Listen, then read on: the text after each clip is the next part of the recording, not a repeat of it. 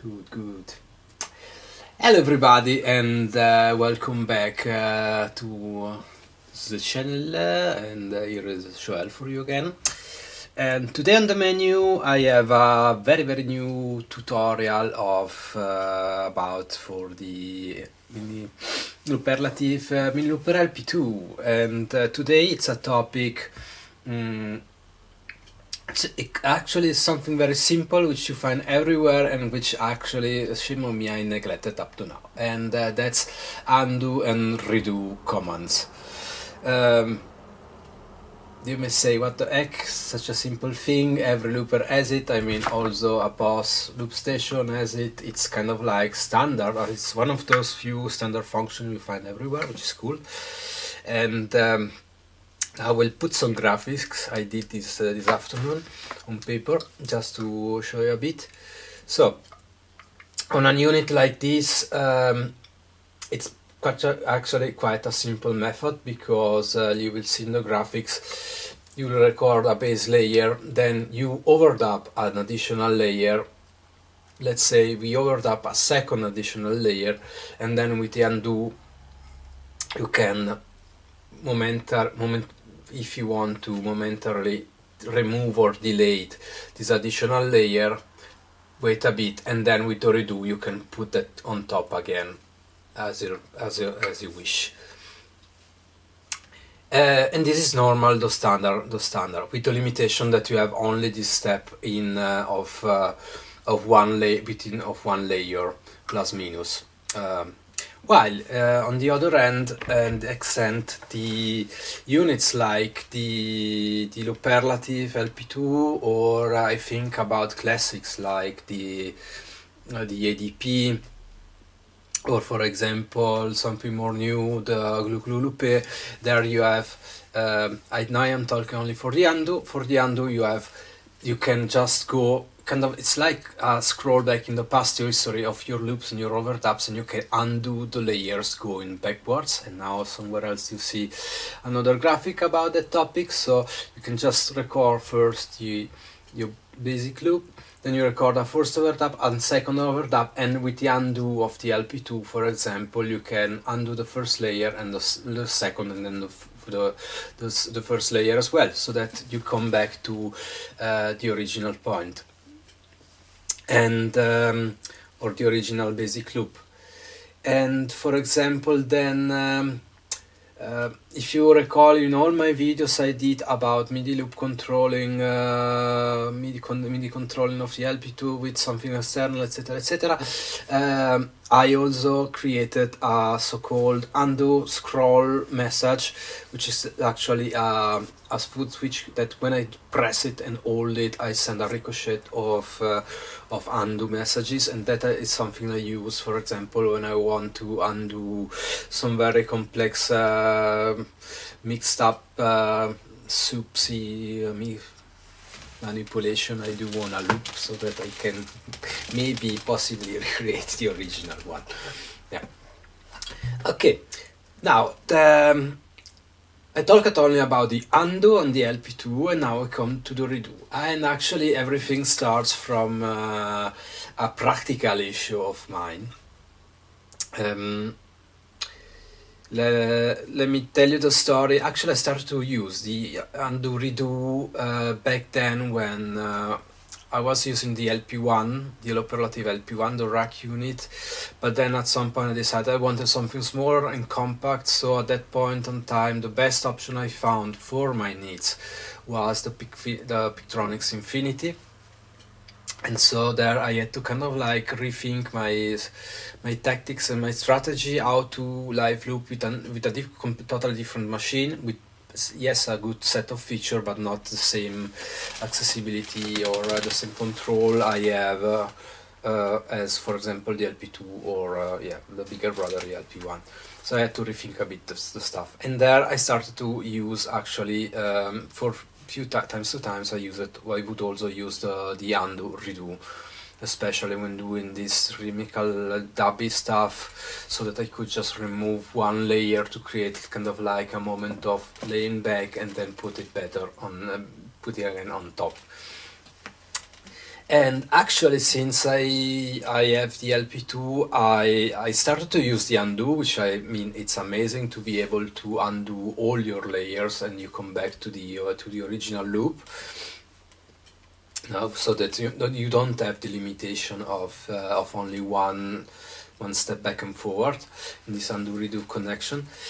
But up to now, I never used the redo function, because on the LP2 these are separated, and this very morning, Monday, during a Live Ambient set, I was like, Joel, why didn't you think about this before? It was in a point of the set, I was like, there is this beat with a pad with this bass line, which was the last layer, overdub layer I did, and I was like, it would be super cool now to be able to remove that layer and put it back again, just to have a break in between. I could have done by changing the configuration of the FX foot switches on the LP2. Wanna hear the truth? I never thought about it. But anyhow, the idea stayed in my mind anyhow, and so when I came home the day after, I reprogrammed 2 free thingies in my Morningstar MC3, so that now I have also the redo. And that's it. Because of that, I started to try out and experiment with undo and redo in the LP2. And now comes the funny part. So now for the setup, I have only the LP2 because I am in the Bill Walker set for the FX, and that is cool because there I can assign specifically to Effect 2 the undo and to Effect 1 the redo. So for today we can forget about the MIDI. So we just only use the unit standalone. Okay. And now comes the funny part. I started to use the undo redo a bit randomly, and then I noticed that, oh, here there's some magic, cool stuff happening. What is something wrong? Did I do something wrong? Is it right? Whatever. And I found out something beautiful actually. And now we start to do some noises.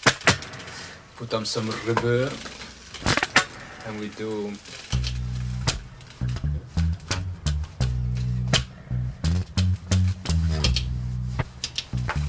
Okay, now this is my first starting layer, and now we'll do like this. I will put on top of this layer now 2 things. First, the drone. Yes, I'm in the right bank.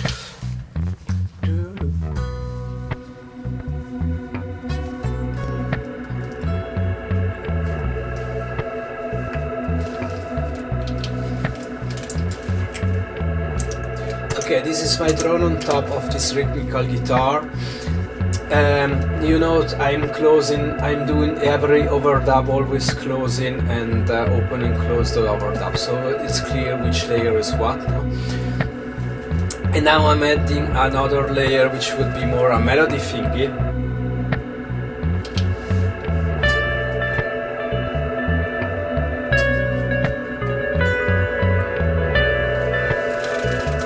Okay, now I have the bass, my first layer with the drone and my melody. Now with the undo, of course, I can undo the melody, and with the redo,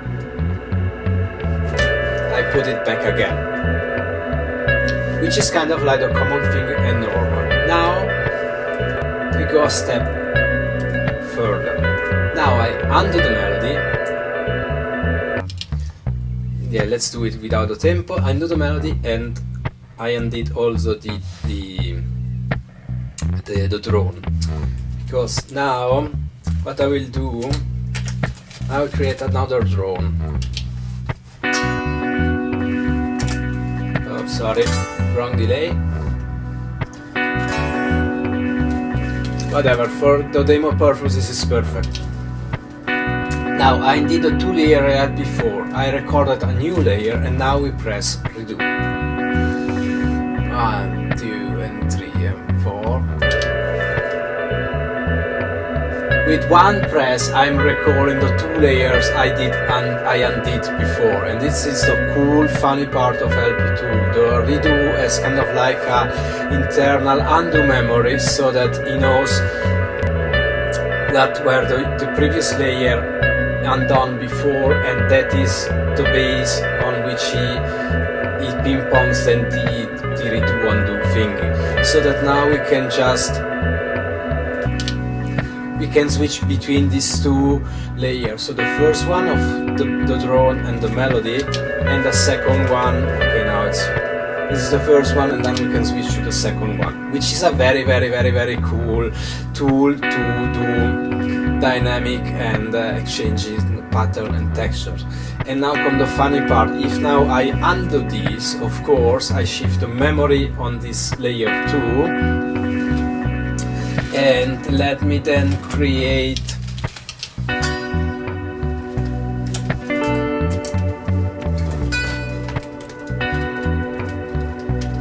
this is the layer 3, and now with the redo I can switch between 2 and 3. So I have always kind of like always to think about which layer I'm undoing, so that I know I have a kind of like a control and not randomizing which layers are doing the ping pong play with the undo and the redo.